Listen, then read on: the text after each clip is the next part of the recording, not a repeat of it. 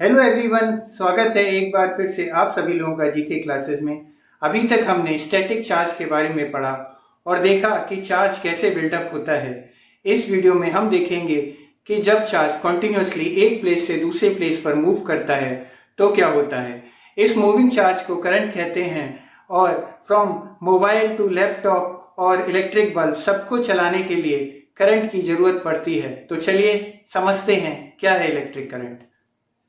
Conductor में large number of free electron और relatively heavy positive ion होते हैं। इलेक्ट्रॉन रैंडमली कंडक्टर में मूव करते रहते हैं और पॉजिटिव आयन हैवी होने की वजह से अपनी लोकेशन पर स्लाइटली वाइब्रेट करते रहते हैं।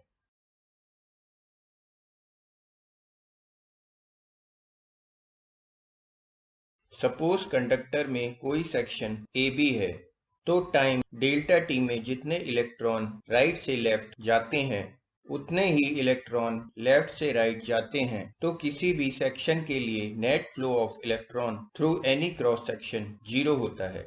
इसके अपोजिट जब कंडक्टर के अक्रॉस इलेक्ट्रिक फील्ड लगाते हैं तो इलेक्ट्रॉन इलेक्ट्रिक फील्ड की अपोजिट डायरेक्शन में मूव करने लगते हैं और इलेक्ट्रॉन के फ्लो को ही करंट कहते हैं। इसलिए कंडक्टर के अक्रॉस इलेक्ट्रिक फील्ड लगाने पर कंडक्टर के थ्रू चार्ज का फ्लो होता है। चलिए अब ड्रिफ्ट वेलोसिटी के बारे में समझते हैं। किसी फ्री इलेक्ट्रॉन के मोशन का पाथ समझने की कोशिश करते हैं। जब इलेक्ट्रिक फील्ड नहीं होती तो इलेक्ट्रॉन रैंडमली मूव करते रहते हैं और इस प्रोसेस में वो दूसरे फ्री इलेक्ट्रॉन और पॉजिटिव आयन से टकराते रहते हैं। और जनरली टाइम टी में इलेक्ट्रॉन का ट्रेवल किसी स्पेसिफिक डायरेक्शन में जीरो होता है। अब सपोज कंडक्टर के अक्रॉस इलेक्ट्रिक फील्ड ई लगाते हैं तो इलेक्ट्रॉन के मोशन पर इलेक्ट्रिक फील्ड की वजह से कोलिजन के बीच में फर्क पड़ता है, लेकिन अभी भी इलेक्ट्रॉन का पॉजिटिव आयन और इलेक्ट्रॉन का कोलिजन होता रहता है। हम देखते हैं कि electron without electric field point O से पॉइंट P पर जा रहा था।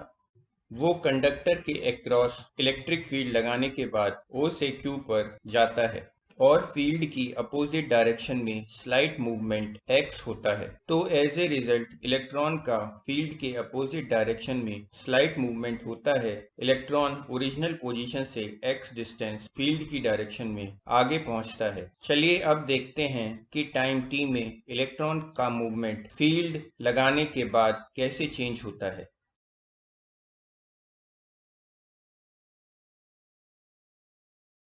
तो हम देखते हैं कि इलेक्ट्रिक फील्ड लगाने के बाद इलेक्ट्रॉन फील्ड की डायरेक्शन में L डिस्टेंस मूव करता है।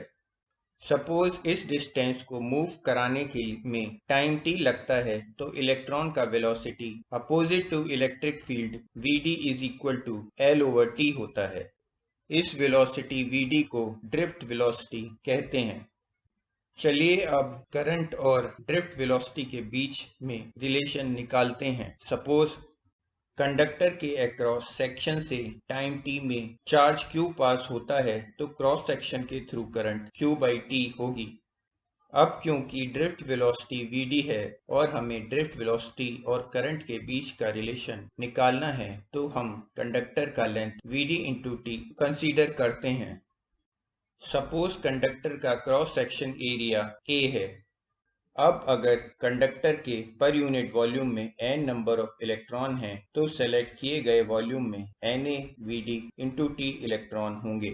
ये इलेक्ट्रॉन पोटेंशियल डिफरेंस लगाने पर फील्ड की अपोजिट डायरेक्शन में मूव होंगे।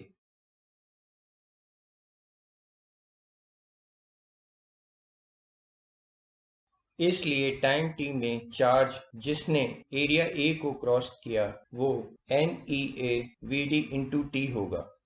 हम जानते हैं कि current through a cross section is equal to charge flow through the cross section Q divide by time t।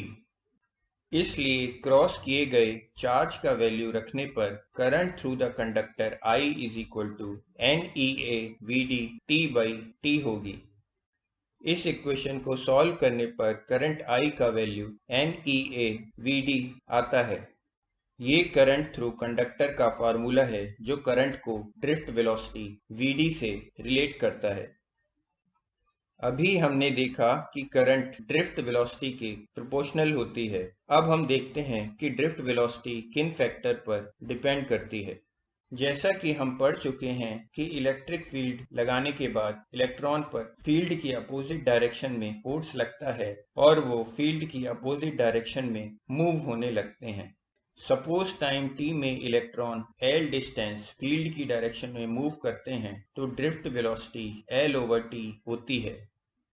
अब हम देखते हैं कि इलेक्ट्रॉन का टाइम t में मूवमेंट जिगजैग है क्योंकि वो पॉजिटिव आयन और इलेक्ट्रॉन से कॉन्टिन्यूअस टकराते रहते हैं। सपोज दो कोलिजन का average travel distance l dash और टाइम टाउ है तो l dash is equal to half a tau square होगा। हम जानते हैं कि इलेक्ट्रॉन पर लगने वाला electrostatic force F is equal to electron का charge small e into electric field E है और इसका डायरेक्शन इलेक्ट्रिक फील्ड की अपोजिट डायरेक्शन में होगा। तो न्यूटन के सेकेंड लॉ ऑफ मोशन से small e into capital E will be equal to ma होगा। इस इक्वेशन को सॉल्व करने पर acceleration a is equal to small e into capital E divide by m होगा। अब क्योंकि कोलिजन के बीच का एवरेज डिस्टेंस l डैश है और average time of two collision tau है तो average velocity is equal to l dash over tau होगी। इक्वेशन में l डैश का वैल्यू रखने पर velocity v is equal to half small e into capital E divide by m into tau आती है। अब average velocity of electron between the collision in the direction of electric field drift velocity के बराबर होगी, इसलिए Vd is equal to L/T is equal to L dash by tau होगी और drift velocity will be equal to 1/2 small e into capital E divide by m into tau होगी। Equation को rearrange करने पर drift velocity Vd is equal to 1/2 small e into tau divide by m into E आती है। इसको हम एक fix given temperature पर Vd is equal to Ke भी लिख सकते हैं क्योंकि small e into tau divide by m at a given temperature constant होता है और टेम्परेचर के चेंज होने पर इलेक्ट्रॉन के मोशन स्पीड बढ़ जाती है, इसलिए k का वैल्यू चेंज हो जाता है। तो इस तरह हम देखते हैं कि ड्रिफ्ट वेलोसिटी एक कांस्टेंट टेम्परेचर पर इलेक्ट्रिक फील्ड E पर डिपेंड करती है। आज के लिए बस इतना ही। मिलेंगे आपसे नेक्स्ट वीडियो में। तब तक के लिए जय हिंद, जय भारत।